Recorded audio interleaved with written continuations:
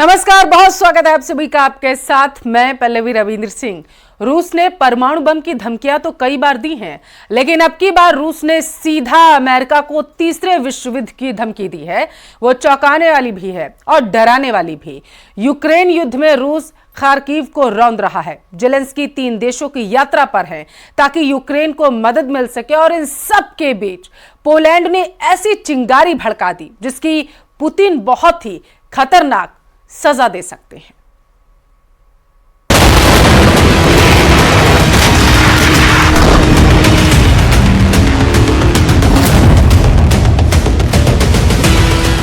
Ukraine से आई तबाही की ये तस्वीरें नई नहीं हैं। तीसरे वर्ष में प्रवेश कर चुका युद्ध यूक्रेन की करीब 60% जमीन पर बर्बादी की कहानी लिख चुका है। रूस की तोपों का मुंह इन वर्षों में कभी बंद नहीं हुआ। शहर, कस्बा, गांव, गली, यूक्रेन में आप कहीं भी चले जाएं, मलबे ही मलबे बिखरे पड़े हैं। ताजा तस्वीरें खार्किव की हैं। यूक्रेन के इस दूसरे सबसे बड़े शहर पर रूस की फौज आग बनकर बरस रही है।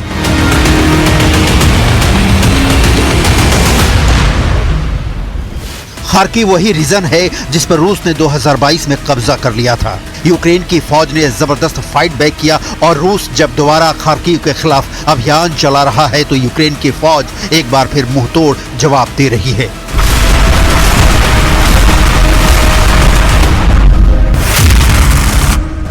खार्किव यूक्रेन की राजधानी कीव पर कब्जे का गेटवे है। खार्किव पर कब्जे से पुतिन की सेना को न सिर्फ हारे हुए इलाके को जीतने का सुख मिलेगा, बल्कि सेना का मनोबल भी बढ़ेगा। खार्किव रणनीतिक रूप से इतना अहम है कि पुतिन कीव से पहले खार्किव पर पूर्ण विजय के लिए सेना को करो या मरो का आदेश दे चुके हैं।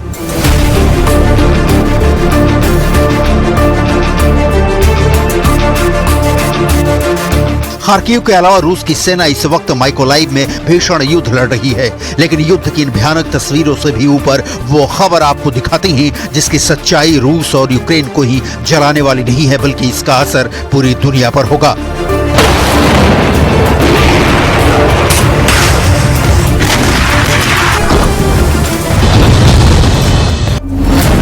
रूस ने अमेरिका को दी तीसरे विश्व युद्ध की धमकी।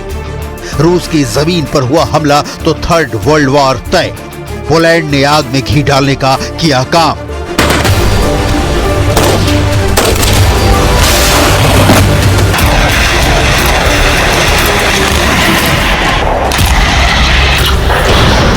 पोलैंड वही देश है जो यूक्रेन को पश्चिमी देशों से हथियार सप्लाई का सबसे सुगम रास्ता मुहैया कराता है। यही कारण है कि पोलैंड पुतिन की आंखों का कांटा रहा है, लेकिन नाटो का सदस्य होने के कारण पुतिन अब तक पोलैंड पर डायरेक्ट अटैक करने से बचते रहे हैं। बावजूद इसके कि पुतिन ने बेलारूस की सीमा पर अपने परमाणु हथियार भी तैनात किए।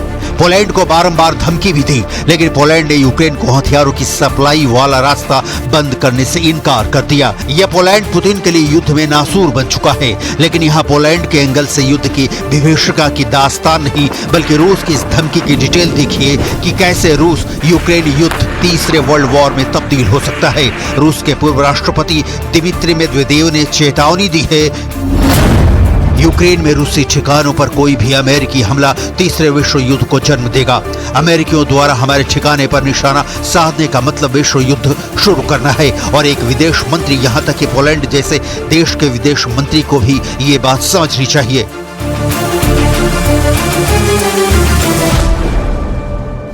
रूस के पूर्व राष्ट्रपति दिमित्री मेदवेदेव अभी रूस की सुरक्षा परिषद के उपाध्यक्ष हैं। उन्होंने पोलैंड के विदेश मंत्री सिकोरस्की की टिप्पणी पर यह बयान दिया है। पोलैंड के विदेश मंत्री सिकोरस्की ने दावा किया कि अगर मॉस्को ने यूक्रेन में परमाणु हथियारों का इस्तेमाल किया तो अमेरिका रूसी ठिकानों पर हमला करेगा।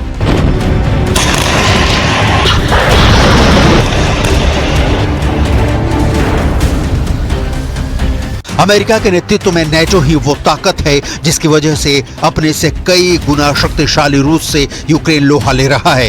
पुतिन के सलाहकार और रूस के पूर्व राष्ट्रपति दिमित्री मेदवेदेव इसके पहले कई बार परमाणु युद्ध की धमकी दे चुके हैं।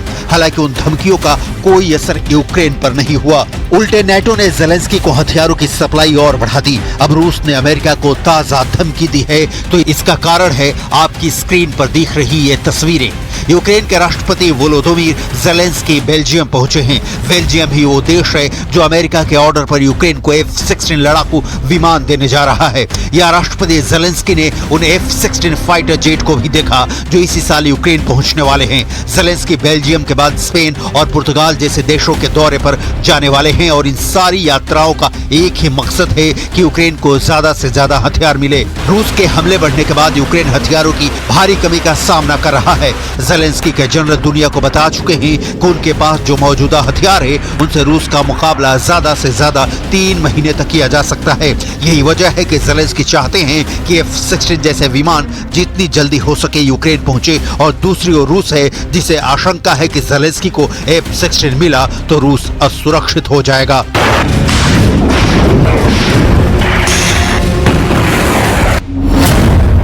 F-16 दुनिया का सबसे उन्नत किस्म का फाइटर जेट है। अमेरिकी निर्माता लॉकहीड मार्टिन द्वारा निर्मित F-16 चौथी पीढ़ी का लड़ाकू विमान है। दुनिया भर में 25 से ज्यादा देशों के पास F-16 विमान है। ये 2145 किलोमीटर प्रति घंटे की रफ्तार से उड़ सकता है। इसमें हवा से हवा और हवा से जमीन में मार करने वाली मिसाइलों को तैनात किया जा सकता है। F-16 में लगने वाली मिसाइलों की रेंज 100 किलोमीटर है।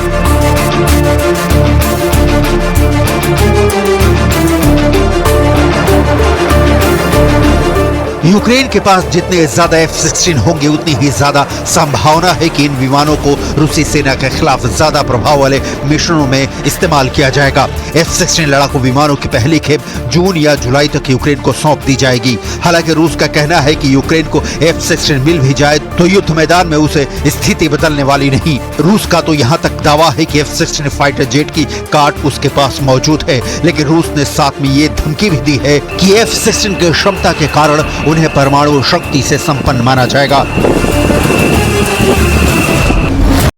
जाहिर है यही कारण है कि रूस यूक्रेन के उन हवाई अड्डों को निशाना बना रहा है जहां से F-16 उड़ान भरेंगे। एक्सपर्ट मान रहे हैं कि ऐसे में यूक्रेन के सामने बड़ी चुनौती होगी कि F-16 मिल भी जाए तो उड़ान कैसे भरेंगे।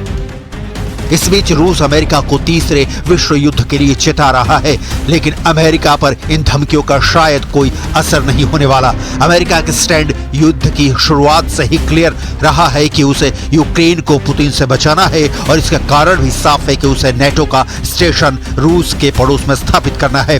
रूस इस बात को भलीभांति समझता है, लेकिन पुतिन किसी भी तरह का परमाणु हमला करने से अब तक बचते रहे हैं। इसका कारण घरेलू भी है और अंतर्राष्ट्रीय भी, क्योंकि परमाणु युद्ध हुआ तो सिर्फ यूक्रेन नहीं जलेगा। इधर यूक्रेन पूरा जोर लगाकर रूस को रोकने की कोशिश कर रहा है। यूक्रेन की पीकी ब्लाइंडर्स ने रूस की सेना को नाको चने चबाने पर मजबूर कर दिया है। पीकी ब्लाइंडर्स के बारे में आपको भी जरूर जानना चाहिए।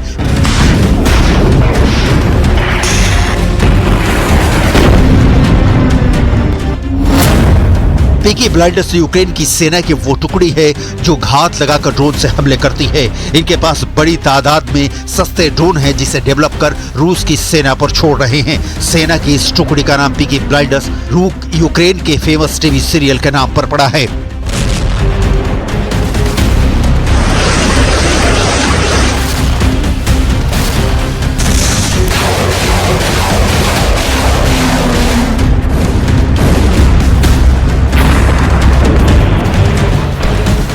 पीकी ब्लाइंडर्स के जवानों का हेड पर ही लिखा होता है ढूंढो और मार डालो।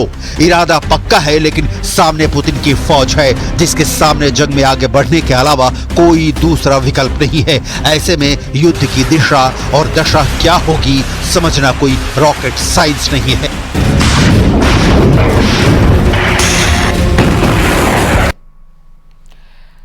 इजरायल और हमास के युद्ध के बीच बड़ा टर्निंग पॉइंट आ चुका है। इजरायल के प्रधानमंत्री बेंजामिन नेतन्याहू ने पहली बार कहा कि उन्हें गाजा में आम लोगों की जान जाने का अफसोस है। ईरान और सऊदी अरब की धमकी के बाद नेतन्याहू ने युद्ध को लेकर कौन सा फैसला किया है, रिपोर्ट में देखिए।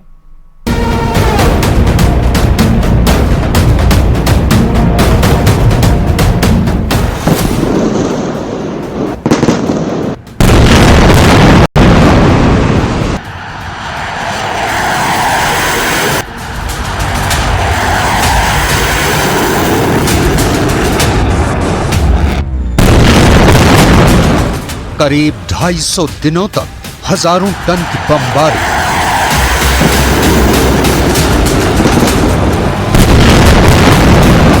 जलता हुआ गाजा। तार-तार हो चुकी इमारतों के साथ खंडर में तब्दील हो चुका गाजा।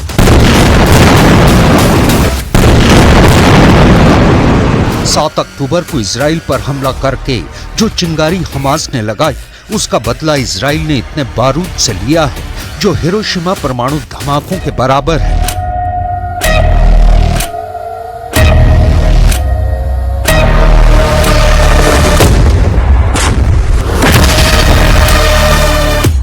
गाजा में कुछ नहीं बचा है। 36,000 से ज्यादा लोगों की मौत हो गई, लेकिन नेतन्याहू रुके नहीं है। फिर 26 मई की रात को ऐसा क्या हुआ जिसने नेतन्याहू को सदमा दिया है? सदमा बहुत गहरा लगा है।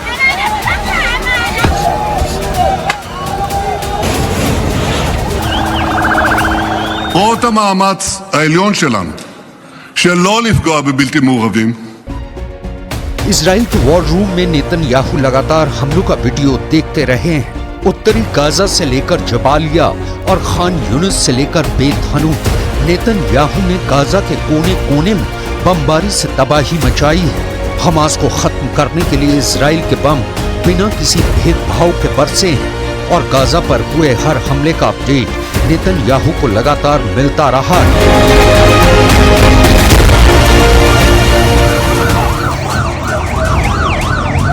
गाजा को मिट्टी में मिलाते हुए अचानक नेतन्याहू को ऐसा क्या हुआ कि उनके शब्दों में इजराइल सॉफ्ट नजर आने लगा। नेतन्याहू ने 24 घंटे के अंदर כמיליון תושבים בלתי מעורבים, ולמרות המאמץ העליון שלנו שלא לפגוע בבלתי מעורבים, קרתה לצערנו אמש תקלה טרגית. אנחנו חוקרים את המקרה, אנחנו נסיק את המסקנות. रफाह कैंप पर हुई बमबारी को लेकर नेतन्याहू की ये बात बहुत गंभीर मानी जा रही है, क्योंकि उन्होंने ये स्टेटमेंट इजराइल की संसद में दी है। दक्षिणी गाजा के रफाह कैंप में जो हुआ है, ये जानना बहुत जरूरी है। रफाह पर हुई ये बमबारी इजराइल के गाजा अभियान का टर्निंग पॉइंट बन सकता है, क्योंकि अब पूरी दुनिया इसे देखकर हिल चुकी है। वो इजराइल से सवाल पूछ रही है, रफाह में क्या हुआ? ये नेतन्याहू ने भी देखा है।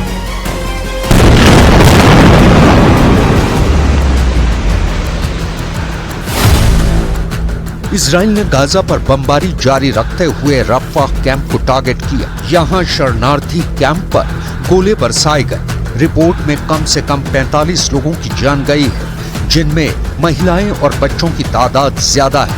ये एक शरणार्थी कैंप था और गाजा के लोगों के लिए ये सेफ जोन बताया गया था। يعد توقيت تنفيذ هذه المجازر خلال اليومين الماضيين إعلان تحد من قبل حكومة المجرم نتنياهو الصهيونازية لقرارات محكمة العدل الدولية، والتي أمرت بوقف العملية العسكرية في مدينة رفح. नेतन्याहू कह रहे हैं उनका इरादा आम लोगों की जान लेना नहीं था, लेकिन हमले के बाद अंतर्राष्ट्रीय स्तर पर नेतन्याहू को लगातार आलोचना का सामना करना पड़ रहा है। जब वो इस बारे में इजराइल की संसद में बयान दे रहे थे, तब हमास के हाथों बंधक बनाए गए इजरायली सैनिकों के परिवार दर्शक दीर्घा में बैनर के साथ प्रदर्शन कर रहे थे। लेकिन इस वक्त रफाह पर पूरी दुनिया ने नेतन्याहू और उनकी फौज को घेर लिया है। अंतर्राष्ट्रीय कोर्ट ने कहा है कि इजराइल को रफाह में ऑपरेशन रोक देना चाहिए। जर्मनी ने कहा है कि अंतर्राष्ट्रीय कोर्ट के आदेश को मानना चाहिए। यूरोपीय संघ ने कहा है कि हम इस हमले की कड़ी निंदा करते हैं। There seems to be around 40 people, including small children, being burned. I condemn this in the stronger terms. It proves that there is no safe place in Gaza.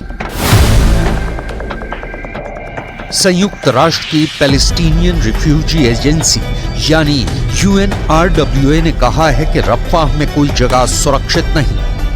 France के राष्ट्रपति इमैनुअल मैक्रोन ने कहा है Rafah में हुई तबाही देखकर वो बहुत गुस्सा हैं। कनाडा ने कहा है कि वो इजराइल की मिलिट्री अभियान का समर्थन नहीं करता। इजराइल के दोस्त अमेरिका ने कहा है कि रफाह पर विनाशकारी हमला हुआ है, लेकिन इजराइल के पास अपनी रक्षा का अधिकार है। नॉर्वे ने कहा है कि इजराइल रफाह में मिलिट्री ऑपरेशन फौरन रोके।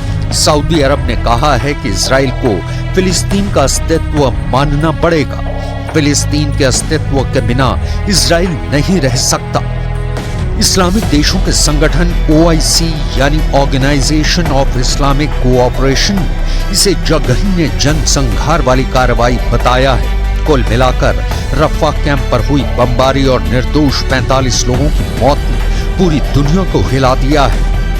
इसलिए ये रिएक्शन आने के बाद एक बार फिर वही सवाल, क्या आप नेतन्याहू इस गलती के लिए दुनिया से माफी मांगेंगे?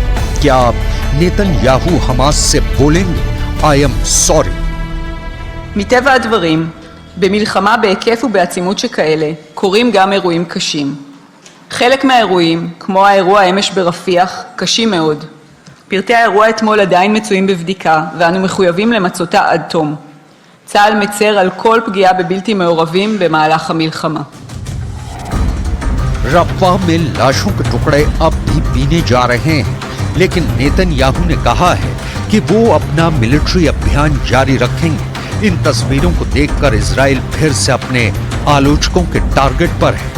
कई देशों में सड़कों पर लोग उतर आए हैं और इजराइल के खिलाफ प्रदर्शन कर रहे हैं।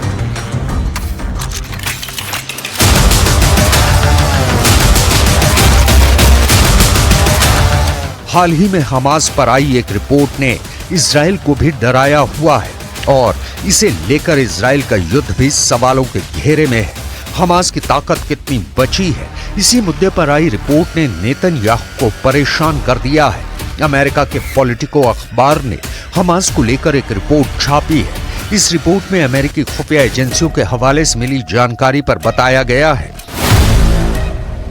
8 महीने के युद्ध में इजराइल अब तक हमास के सिर्फ 30% लड़ाके ही मार पाया है। यानी रिपोर्ट में पहली बड़ी खबर ये है कि 70% हमास अभी भी बाकी है। 70% मतलब 2/3 हमास अब भी इजराइल से टक्कर ले रहा है। रिपोर्ट में दूसरी बड़ी खबर ये है कि इजराइल ने गाजा में हमास के सिर्फ 35% सुरंग नेटवर्क को तबाह किया है। यानी गाजा में हमास की 65% सुरंग अब भी एक्टिव है। यानी 2/3 सुरंगों का इजराइल अब तक पता नहीं लगा पाया है।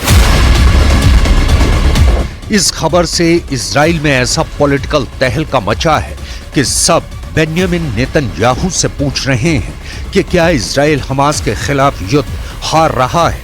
नेतन्याहू बहुत बेचैन है, नेतन्याहू बहुत टेंशन में है और अब वो रफ़ाह के हमले पर अफसोस भी जता रहे हैं।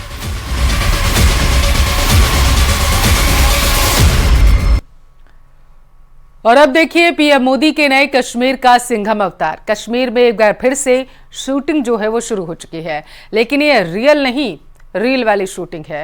पीएम मोदी ने साल 2019 में गारंटी दी थी कि कश्मीर में एक बार फिर से फिल्मों की शूटिंग शुरू हो जाएगी, जैसे 1990 से पहले कभी हुआ करता था, और वो गारंटी भी पूरी कर दी गई।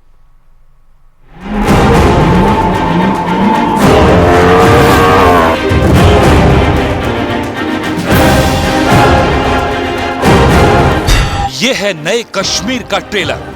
मशहूर फिल्म डायरेक्टर रोहित शेट्टी ने एक वीडियो शेयर किया है।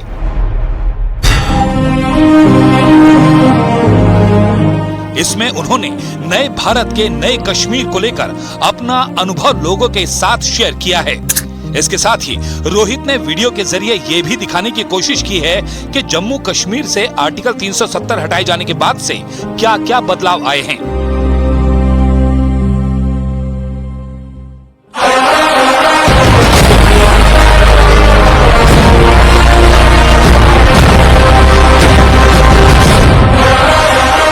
फिल्म मेकर ने बताया कि जहां पहले आतंकवाद का साया हर समय मंडराता रहता था, लोग डरे सहमे रहते थे, अब वहां कितनी खुशहाली है।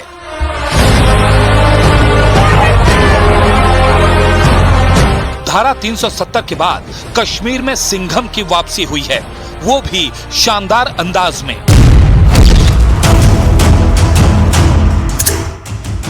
कश्मीर की घाटियों में बख्तरबंद गाड़ियों का ये काफिला और हथियारों से लैस जवान किसी ऑपरेशन में नहीं जा रहे, बल्कि ये कश्मीर 2.0 की नई पिक्चर है, जहां सालों बाद फिल्मों की शूटिंग शुरू हो चुकी है।